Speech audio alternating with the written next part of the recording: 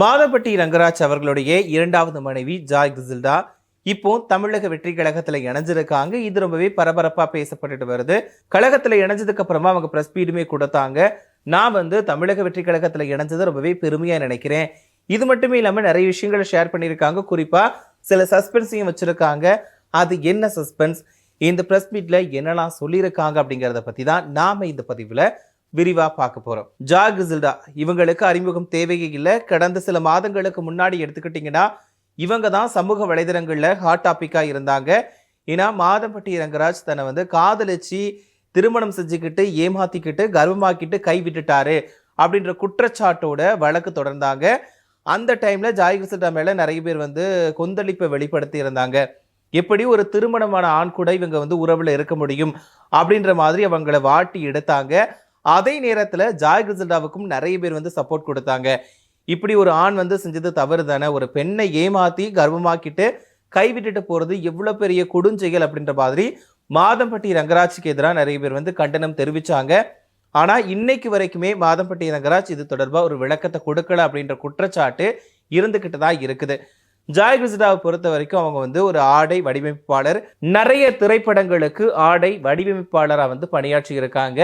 குறிப்பா சொல்லணும் அப்படின்னா டார்லிங், அப்புறம் எனக்கு இன்னொரு பேர் இருக்கு, விஜய் அவர்களோட ஜில்லா, அது மட்டும் இல்லாம வேலைக்காரன், கணிதன், ரெக்க, மிருதன், இந்த மாதிரி நிறைய படங்களுக்கு இவங்க ஆடை வடிவமைப்பாளரா பணியாற்றி இருக்காங்க.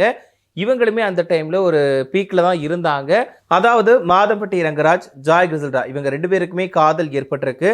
ஒரு கட்டத்துல மாதம்பட்டி ரங்கராஜ் திருமணம் செஞ்சுக்கிட்டு கர்ப்பமாக்கிட்டு கைவிட்டுட்டாரு அப்படின்ற குற்றச்சாட்டு தான் முன் வச்சாங்க. ஆனா அந்த டைம்ல மாதம்பட்டி ரங்கராஜ் இதை உண்மையை ஒத்துக்கவே இல்லை. அது என்னோட குழந்தையே இல்லை அப்படின்ற மாதிரி தான் சொன்னாரு. ஆனா கடைசியில குழந்தை பிறந்ததுக்கு அப்புறமா டிஎன்ஏ டெஸ்ட் எடுத்து முடிச்சதுக்கு அப்புறமா இவர் தான் உண்மையான அப்பா, மாதம்பட்டி ரங்கராஜ் தான் ஜாய் கிசில்டாவோட கணவர் அப்படிங்கிறது நிரூபணம் ஆயிடுச்சு. அதாவது ஜாய் கிசில்டாவோட பையனுக்கு அப்பா மாதம்பட்டி ரங்கராஜ் தான் அப்படிங்கிறது டிஎன்ஏ டெஸ்ட் ரிசல்ட் மூலமா நிரூபணம் ஆயிடுச்சு. ஸோ கொஞ்ச நாளா சட்ட போராட்டத்துல ஜாய் கிசில்டா இருந்தாங்க. நிறை மாத கர்ப்பிணியா அந்த வழக்கு விசாரணைக்கு போயிட்டு வந்த போனா எல்லாருமே அனுதாபப்பட்டாங்க. எப்படி இப்படி ஒரு கர்ப்பிணி பெண்ணை இவ்வளவு கஷ்டப்படுத்துறாங்க, உண்மையை ஏத்துக்கிறதுக்கு அவ்வளவு கஷ்டமா அப்படின்ற மாதிரிலாம் நிறைய பேசினாங்க. பட் இருந்தாலும் இன்னைக்கு வரைக்குமே இது தொடர்பா மாதம்பட்டி ரங்கராஜ் வாய் திறக்கல. ஸோ இதுக்கு முன்னாடி பாத்தீங்க அப்படின்னா ஜாய் கிசில்டா இந்த விவகாரம் தொடர்பா அப்போதைய முதலமைச்சர்கிட்ட கோரிக்கை வச்சிருந்தாங்க. பெண்களுக்கு எதிராக நடக்கக்கூடிய குற்றங்களை தடுக்கணும், அது மட்டும் இல்லாம கண்டிப்பா மாதம்பட்டி ரங்கராஜ் மேல நடவடிக்கை எடுக்கணும் அப்படின்ற மாதிரியான குற்றச்சாட்டை வச்சாங்க. ஆனா இன்னைக்கு வரைக்குமே மாதம்பட்டி ரங்கராஜ் மேல எந்த விதமான நடவடிக்கையுமே எடுக்கப்படலை. ஸோ இந்த காலகட்டத்தில் இப்போ பார்த்தீங்கன்னா ஜாய் கிசில்டா சமூக வலைதளங்கள்ல அந்த மாதிரி அப்பத்துல இருந்த மாதிரி ஒரு ஆக்டிவா இருக்காங்களான்னு கேட்டால் அது கொஞ்சம் கேள்விக்குறி தான். ஏன்னா குழந்தை பிறந்த டைம்ல அப்பாவை மாதிரி பையன் இருக்கான், அவனோட ஆட்டிடியூடு எல்லாமே அப்பா மாதிரி தான் இருக்கு, அவன் கொடுக்கக்கூடிய ரியாக்ஷன் எல்லாமே அவங்களோட அப்பா மாதிரி தான் இருக்கு அப்படின்னு அந்த மாதம்பட்டி ரங்கராஜை வச்சு நிறைய வீடியோக்கள் போட்டாங்க. அது மட்டுமே இல்லாம அவர் ரொமான்ஸா பேசி அனுப்பின வீடியோக்கள் எல்லாத்தையுமே, மாதம்பட்டி பேசி அனுப்பின வீடியோக்கள் எல்லாத்தையுமே ஜாய் கிசில்டா வெளியிட்டாங்க. அந்த வீடியோக்கள் எல்லாமே ரொம்பவே வைரலாச்சு. இப்படி மனசை லவ் பண்ணிட்டு எப்படிதான் இப்படி ஏமாத்த மனசு வந்துச்சு அப்படின்ற மாதிரிலாம் எல்லாருமே சொன்னாங்க. இது இப்படி போய்கிட்டு இருக்கக்கூடிய நேரத்தில் அந்த பையனோட பேர் ராகா ரங்கராஜ் அப்படின்னு பிறக்கிறதுக்கு முன்னாடியே ஜாய் கிசில்டா சொல்லிட்டாங்க. அவங்க சொன்ன மாதிரியே பையன் தான் பிறந்திருந்தாங்க. ஸோ இப்படிலாம் போய்கிட்டு இருக்கக்கூடிய நேரத்தில் இப்போ தமிழக வெற்றி கழகத்தில் ஜாய் கிசில்டா இணைஞ்சிருக்காங்க.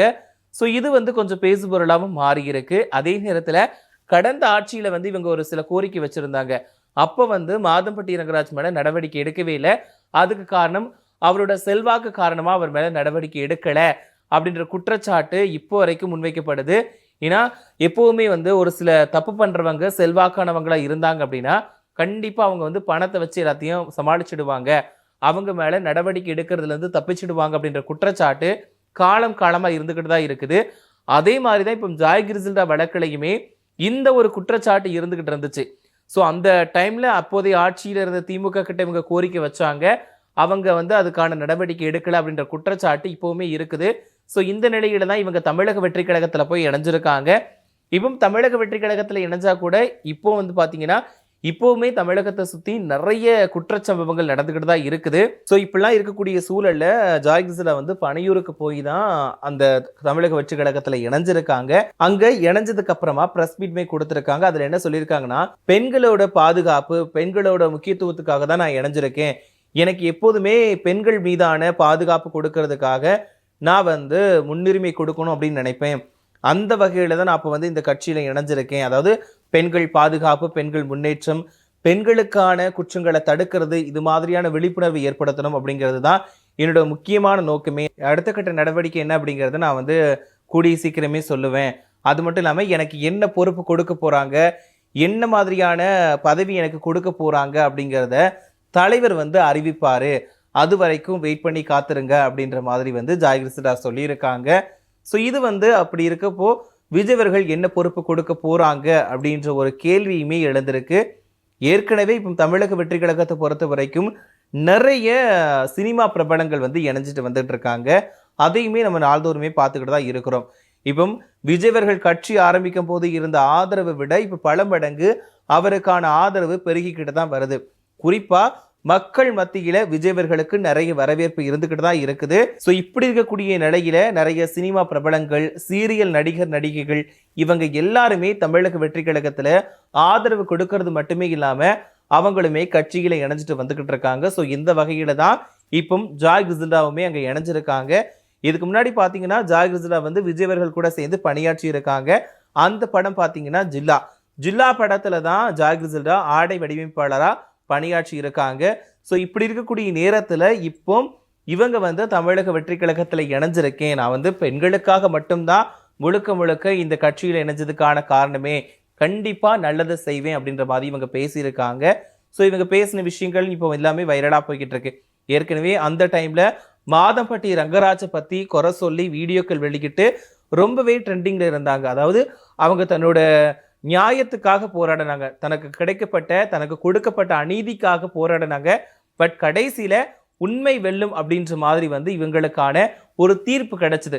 அதாவது நியாயம் கிடைச்சது அப்படிங்கிறத தாண்டி இவங்களுக்கான மேல இருந்த ஒரு குற்றச்சாட்டு, இவங்க மேல இருந்த பழி எல்லாமே நீங்கி மாதம்பட்டி ரங்கராஜ் தான் எல்லாத்துக்குமே காரணம் அப்படிங்கிறது நிரூபிக்கப்பட்டுடுச்சு. ஆனா இவங்க பட்ட கஷ்டங்களுக்கு மருந்து கிடைச்சதா அப்படின்னு கேட்டா அது ஒரு கேள்விக்குறிதான்.